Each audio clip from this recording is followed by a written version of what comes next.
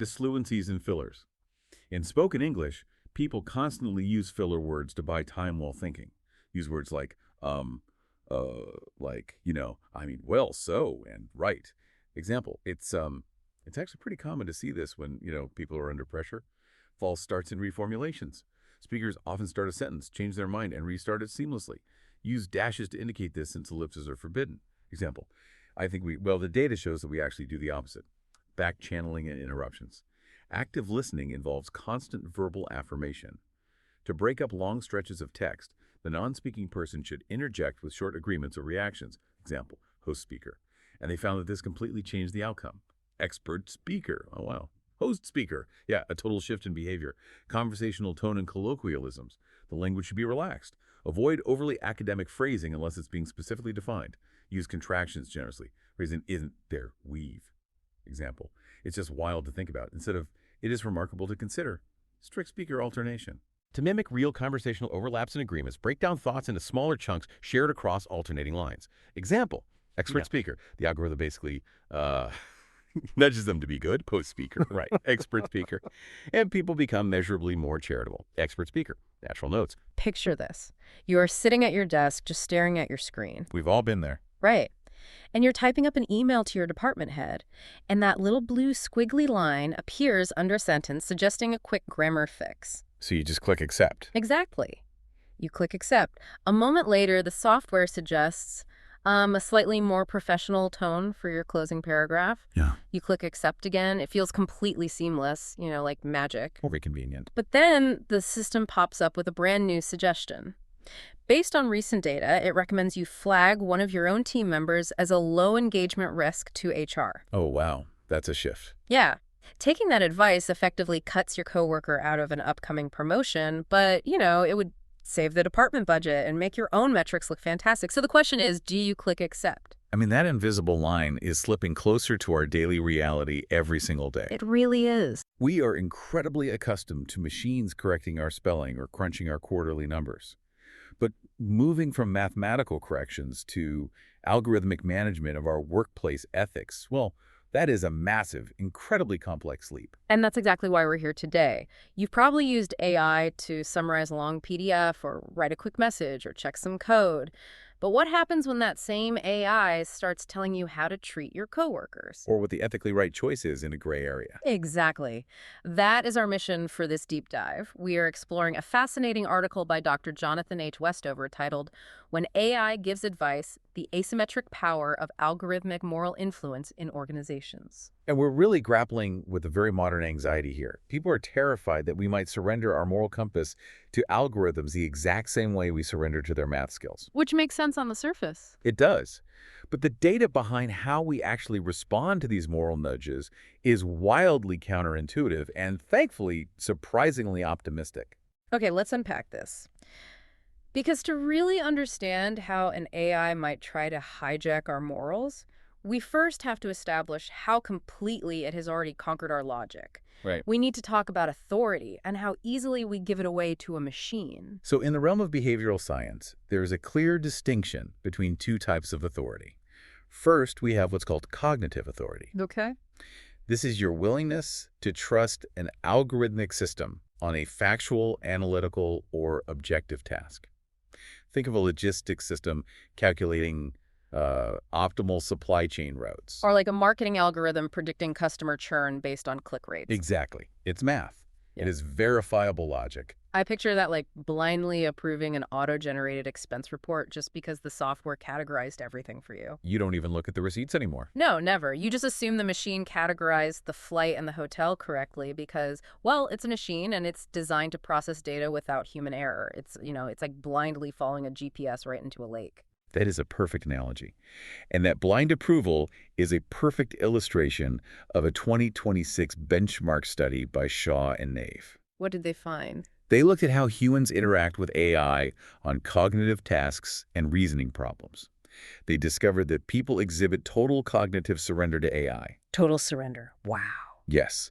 And the fascinating detail in their finding is that this difference is entirely symmetrical. Wait, what does symmetrical mean in this context? It means participants adopted the AI-generated answers whether the AI was actually correct or completely incorrect. Oh, wow. If the AI pointed left, the human went left. If the algorithm confidently pointed right, the human went right. So we know AI recommendations are heavily infiltrating talent management, shift scheduling, and customer service right now. And these systems arrive wrapped in this aura of perfect mathematical objectivity. Yes, the objectivity heuristic. Right. My immediate thought is that we should be absolutely terrified. If we are already symmetrically surrendering to AI on math and logic, isn't it a foregone conclusion that this exact same blind surrender will happen when the AI starts making moral decisions for us? I mean, that is the fear. And what's fascinating here is how these systems disguise those very moral decisions. How so? AI platforms in the modern workplace are increasingly making value judgments, but presenting them as objective data points. Think back to your opening scenario. The low engagement risk alert. Exactly. An AI system flagging an employee as a low engagement risk is often used to justify giving them a heavier, more stressful workload or passing them over for a bonus. Which sounds incredibly analytical. Low engagement risk sounds like a math equation based on, I don't know, keystrokes or login times. But it's not just math. Underneath that label, it is actually a moral judgment about who deserves to be burdened with more work and who deserves to be protected. It embeds a profound value judgment about whose interests matter in the corporate hierarchy. Precisely. If our cognitive surrender to AI is totally symmetrical, the logical fear is that our moral surrender will be symmetrical too. Meaning if the AI tells us to be generous, we'll be generous. But if the AI subtly suggests we exploit a coworker or cut a dangerous safety corner to hit a quota, we will just follow that prompt without a second thought. Right. The fear of blindly following an algorithm into an ethical lake is completely logical based on our behavior with cognitive tasks. But a groundbreaking piece of new research proves human psychology doesn't actually work that way when our morals are on the line. It really doesn't. A behavioral study by DMAT wanted to test this exact assumption about symmetrical surrender on moral issues. How did they test it? They set up an experimental environment involving over 600 participants. And to measure their behavior, they utilized a classic tool from behavioral economics known as a dictator game.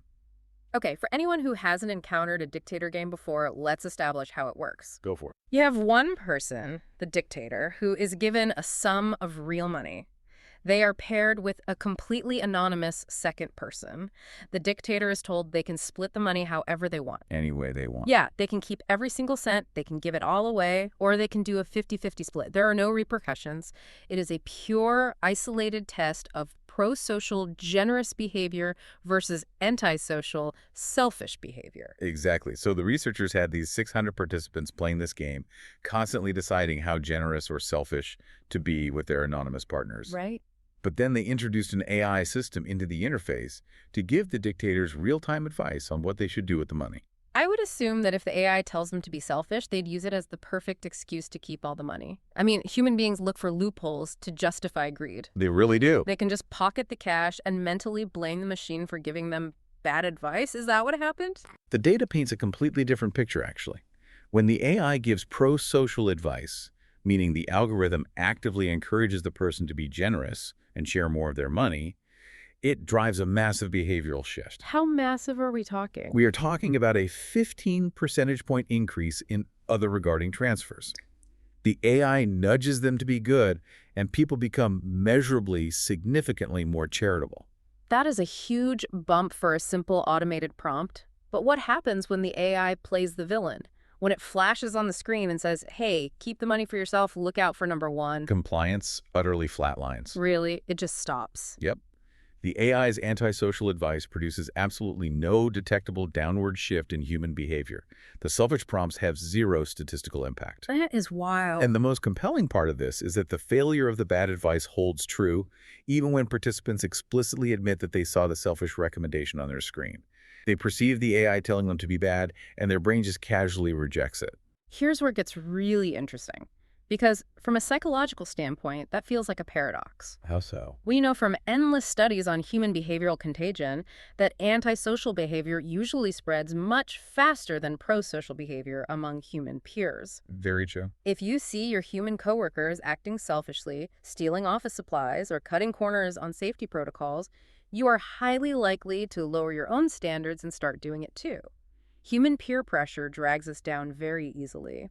Why would AI influence be the exact inverse of human peer pressure? This raises an important question about how we fundamentally categorize machines in our social hierarchy.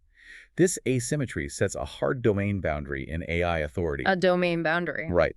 Algorithmic systems possess the unique ability to activate our existing moral preferences, but they completely lack the power to override them.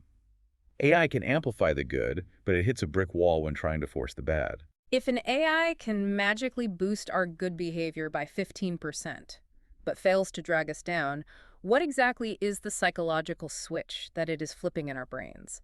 It must be targeting a very specific cognitive vulnerability. It comes down to two interlocking psychological mechanisms: permission structures and community standing. Okay, let's break those down. AI is phenomenally effective at supplying a permission structure. Imagine you secretly want to be generous at work. You want to share the credit for a successful presentation with a junior colleague who did a lot of the hidden research. Or, you want to give a struggling team member the benefit of the doubt on a missed deadline. Exactly. But you're holding back. Maybe you're hesitant because your office culture is hyper-competitive and cutthroat. You have a private moral preference to do the right thing, but you are worried that being generous will make you look weak or unprofessional to upper management. Right, the social friction. When an AI system chimes in and officially recommends that you share the credit or offer leniency, it provides an institutional permission structure. It gives you an excuse to be nice. Yes. It gives you the normative validation to act on the prosocial impulse you already possessed. It removes the social friction of being the first one to act nicely. That makes total sense. But on the flip side, the AI completely lacks the community standing required to override your internal moral guardrails. It is not a member of your human moral in-group. So the AI is essentially acting as a cheerleader for our better angels, but it entirely lacks the social clout to be the devil on our shoulder. That's a great way to put it. If a senior human manager you deeply respect tells you to cut a corner, their community standing within your human tribe might sway you to compromise your ethics. But a machine doesn't have that social weight. It can't threaten your standing in the tribe. Exactly.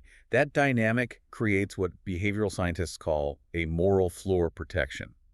It proves we don't just reflexively absorb these algorithmic micro-recommendations like we're being brainwashed by dark patterns. Right. The algorithm acts as a confirmation of our values rather than a malicious override switch. I want you to think about this in your own daily workflow. Have you ever been using a collaborative workspace tool, like a shared document or a project management board, and a little automated pop-up says, "You haven't mentioned Sarah's contribution to this module yet. Would you like to tag her?" I see those all the time. And suddenly, you feel this surge of confidence to praise your coworker. That is the permission structure at work. You already wanted to recognize Sarah. The AI just cleared the psychological path. And if that exact same system set a pop-up saying, "Sarah is an expendable resource, delete her name and take her credit," well, your human morality would immediately reject it. The software simply has no social standing to mandate malevolence. Now, Microsoft proved this prosocial prompting works for relatively costless things like giving praise. But what happens when we move beyond sending nice messages and start letting AI handle highly stressful, complex, operational logistics? Things get a bit more complicated. Right. How are the world's biggest companies actively deploying this dynamic to engineer better corporate cultures? We can look directly at how Unilever piloted an AI-assisted shifts scheduling system for their workforce. Shift scheduling is notoriously fraught. Oh, it causes massive anxiety, turnover, and claims of favoritism among employees. Yeah. But Unilever didn't just unleash an algorithm to dictate terms and maximize efficiency at all costs. Instead, they involved the employees in defining the criteria for a fairness score. Let's explore that fairness score, because a machine doesn't naturally know what fair means to a human working a night shift. Right. The employees helped determine what factors constituted fairness, like ensuring equitable distribution of weekend shifts or guaranteeing adequate rest time between back-to-back rotations. Okay. The AI would generate a schedule and simultaneously provide a score explaining exactly how it met those employee-defined goals. This taps into the psychological concept of procedural justice. Procedural justice isn't just about getting the outcome you want, right? It's about having psychological ownership of the process. Even if I don't get the perfect schedule, if I understand the transparent criteria the machine used, and I know my peers agreed on those criteria, I am much more likely to accept the outcome without feeling cheated. Furthermore, The employees could propose modifications to the AI's schedule. They weren't locked in. And the data showed significantly higher schedule satisfaction and lower turnover compared to traditional top-down human scheduling. That's incredible. The transparency and the procedural fairness dramatically amplify the AI's prosocial potential. Okay, so it works for praise, and it works for logistics. But what about when actual money and career advancement are on the line? That is a very different kind of friction. Deloitte provides a fascinating look into that exact friction. They deployed an AI system to analyze workflows and deliver coaching recommendations to managers. How did that work? The AI would identify a moment where a manager should sit down and spend time developing a specific direct report. But human managers are constantly squeezed for time.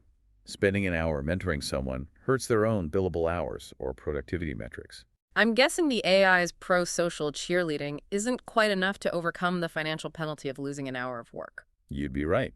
To solve that, Deloitte linked those AI coaching recommendations to a tangible coaching credit incentive. Oh, clever. Yeah.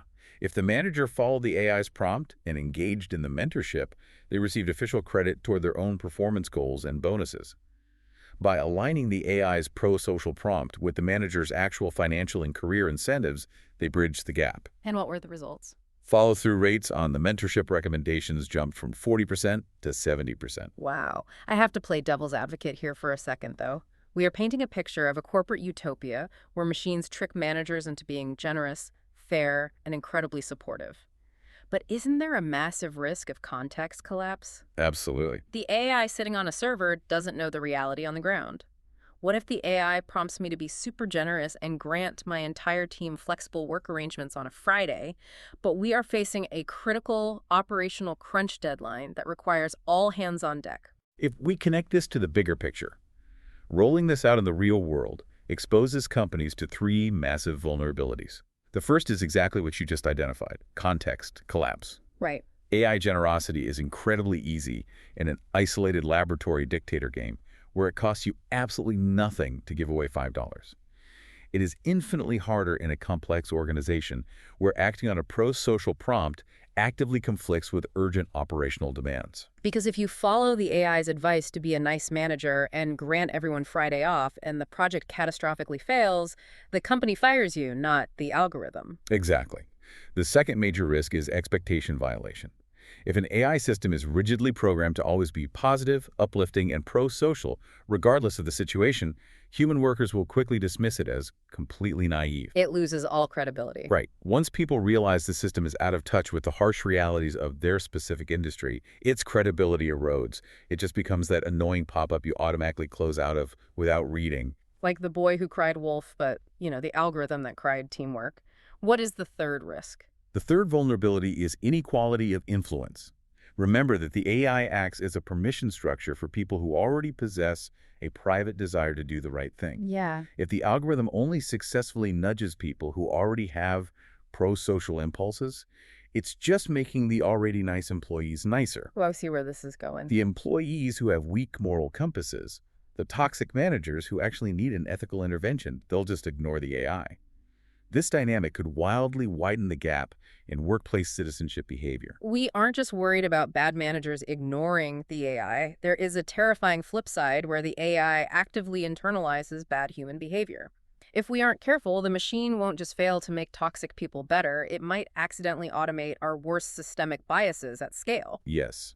The IBM case study is a stark warning about that exact phenomenon. IBM established an internal AI ethics board, and they actually had to completely pause the rollout of a new AI system that was designed to recommend workload adjustments across teams. Why did they pull the plug? What was the algorithm doing behind the scenes? The pilot data revealed a deeply concerning pattern. The AI was disproportionately recommending increased workloads for high-performing women within the organization. Wow. Wait, really? Yes. It had analyzed historical data, recognized that high-performing women often took on extra administrative or team support tasks, and began actively automating that inequity. That is chilling. It proves that AI can inadvertently codify and scale historical bias if it's left unchecked, even if the original engineering intention was simply to balance workloads efficiently.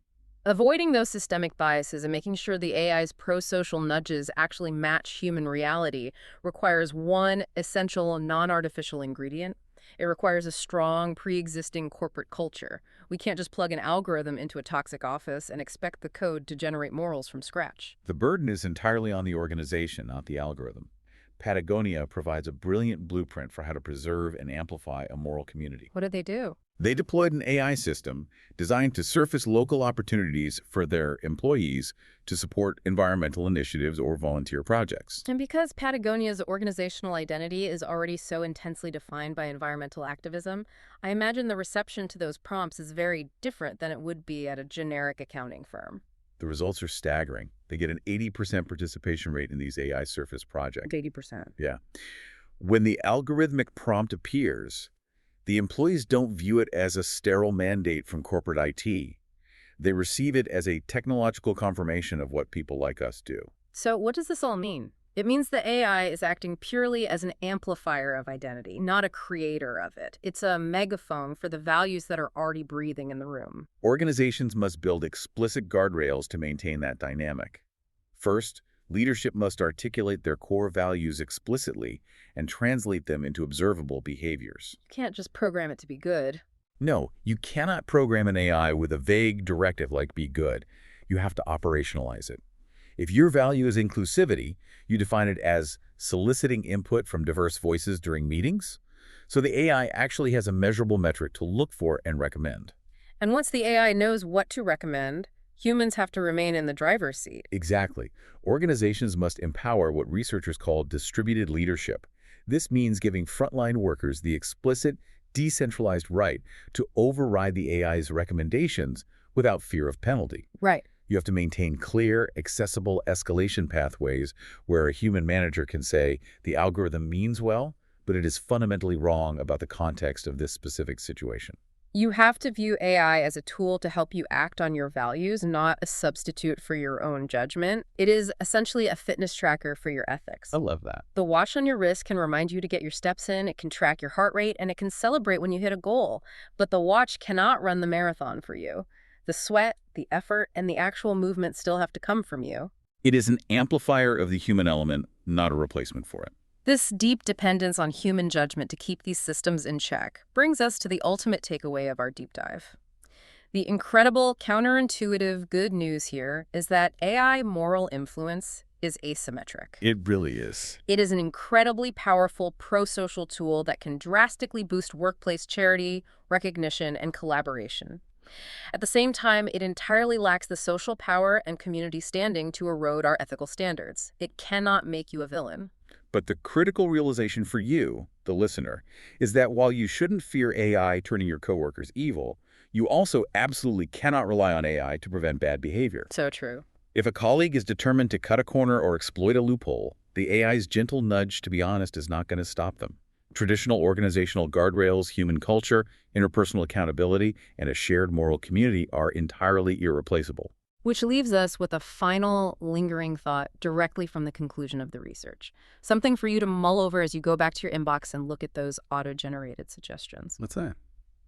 Right now, we're existing in a fragile era where AI is just advising us. It is giving us a prompt, but leaving our human moral agency completely intact. We possess that moral floor protection because we still have the power of the final click. For now. Right. But what happens tomorrow? What happens when these AI systems cross the boundary from merely advising to autonomously acting on our behalf? When the system bypasses that human judgment layer entirely to send the email, deny the shift request, or freeze the department budget without ever asking for your permission? That's the real question. Do we lose our moral floor when that little blue squiggly line stops asking you to accept and just starts changing the world for you? Thank you so much for joining us on this deep dive. Keep questioning the algorithms around you, and remember, for now, the final click is still yours.